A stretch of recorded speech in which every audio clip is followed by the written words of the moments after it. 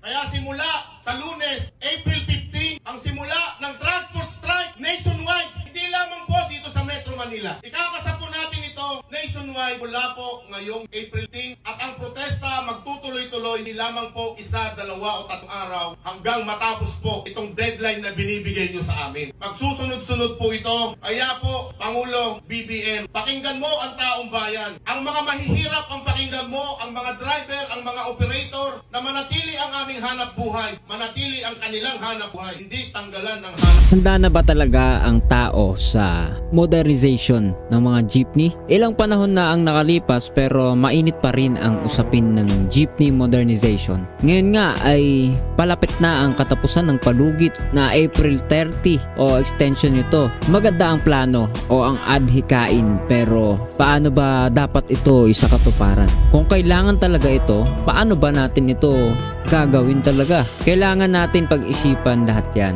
Ikaw man ay jeepney driver or isa ka sa mga Pilipinong lumalaban araw-araw at isa ang jeep sa pangunahing sinasakyan mo sa araw-araw, domino effect ito sa kahit sinong mamamayan. Dahil kung wala ang mga empleyado, wala ring mga businessman at iba pa, may epekto ito sa pangkalahatan. Pag-usapan natin yan sa video na ito. Kung di ka pa nakasubscribe ay hit the subscribe button and notification bell para updated ka sa mga videos natin na parating. Let's go!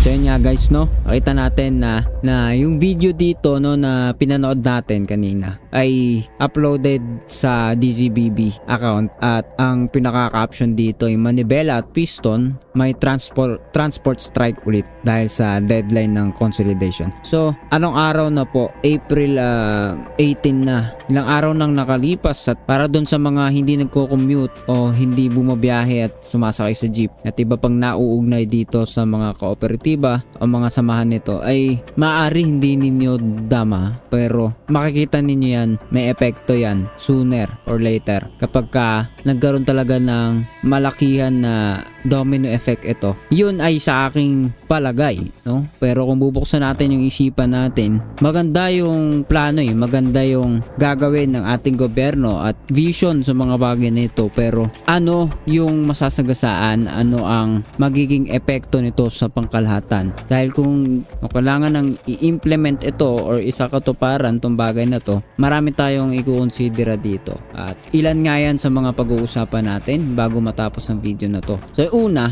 ba, yung affordability. Dapat magkaroon na kung ina-upgrade nila into e-jeepneys, dapat ito'y affordable. Magkaroon ng affordable electric jeepneys or anything na sinasabi nga ay nauugnay sa modernization. Kung i-replace ang mga old jeepneys, dapat yung mga ipapalit ay yung abot kaya ng masa. At ito rin dapat maganda ay nagbibigay o may ino-offer ang proyekto na ito na subsidies or loans para tulungan yung mga driver na mag-switch into electric vehicle or ano man ang nakapaloob sa modernization na ito. So kung ito ay halimbawa, kung ito ay electric jeepneys nga, ay dapat magkaroon o magbuo ng mas maraming charging station para sa access. Magkaroon ng access ang lahat ng dako na dinadaluyan ng trapiko at partikular na nga yung mga jeep na ito. Kung minsan nga ay nababanggit yung mga pyesa nito, nakalaunan ay saan kukuhain, saan ipapagawa. Hindi dapat sila maiiwan sa ere na baon sa utang, hirap sa pagme-maintain or pag-aalaga or pagpapatakbo man, 'di ba? Kailangan kumpleto 'yan. At ilan lang yung mga nabanggit natin na possible dahil hindi naman tayo eksperto sa bagay na 'yan, pero 'di ba, yung principle ba, yung mga basic na pwede nating makita ay dapat na ipagkakaloob sa mga nangangailangan kung ito ay talagang gagawin. Maigi, mabuti na pakinggan din natin kahit na maliit o kakaunting portion ng tao ang nagsasalita na patungkol dito, na kagaya po ng napapanood natin sa mga balita, na kagaya ng pinilay po natin, no, pinanood natin kanina.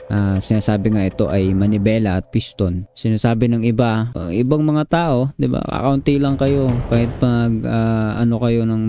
nagprotesta kayo, hindi kayo pumasada, hindi kami apektado diyan. Yan yung sinasabi ng maraming tao. Pero hindi yun makatarungan, hindi yun nararapat. Dahil kahit maliit na portion ng tao, at naniniwala ko hindi maliit na portion yan ng mga tao. Malaki rin yan, no? Manibela at piston, maraming ring miyembro yan. At dapat nga tinitignan natin lalo yung mas maliliit kung tunay na maliit nga ang mga ito. Dahil kung sino yung madalas na maliit, sila yung madalas na malaki yung ambag o malaki yung parte sa pag-ikot ng sistema. Kahit sa bansa natin, 'di ba, ang mga tao na sinasabi nga ay nasa mababang kalagayan o mahirap na pamumuhay, ay sila man ay parte sa buwis, 'di ba? Parte sa tax, parte sa lipunan, maging sa paghahalal ng mga mamumuno sa Senate hanggang presidential at sa iba pang mga posisyon, ay yung sinasabing mga maliliit na tao, sila po yung parte ng malalaking mga kaganapan sa isang bansa. Pero bakit ko ba binabanggit yun? Hindi dapat mabaliwala kahit na sino man tao, kahit anumang kalagayan, antas nila. At isa nga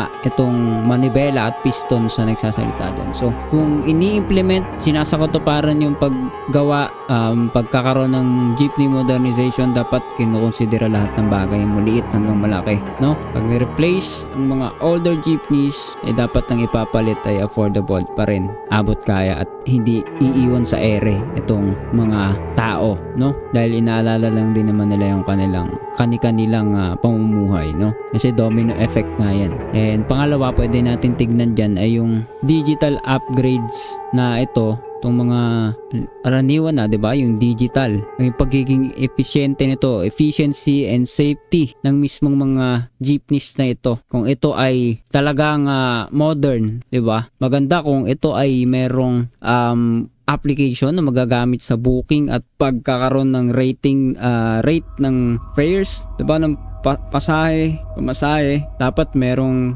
makikita tayo na ganitong feature para magiging maganda ang daloy, maging sa usaping sa kalakaran niya ng pag-ikot ng pera, pati na ng pangangailangan ng mismong mga mananakay o pasahero. At usually kapag may app, merong booking app, ay nandun na rin ang presyo ng hindi na magiging problema maging ng mga sasakay yung kung ito ba ay tama ang kanilang binabayad, ano ba ang dapat ibayad, kasi kalkulado maging ng GPS yung mga ruta, dinadaanan, marireduce din pati yung mga pag-aantay, kasi yun ay isang indikasyon na modern nga ito talaga, no? Pero kung wala yung bagay na yun, pagiging efficient niya, yung pagiging pagkakaroon ng mga makabagong benepisyo sa mga tao, ay matatawag ba natin itong modern? Siyempre yung safety, tulad ng karon ng mga CCTV sa loob mismo ng sakyan, yung feature na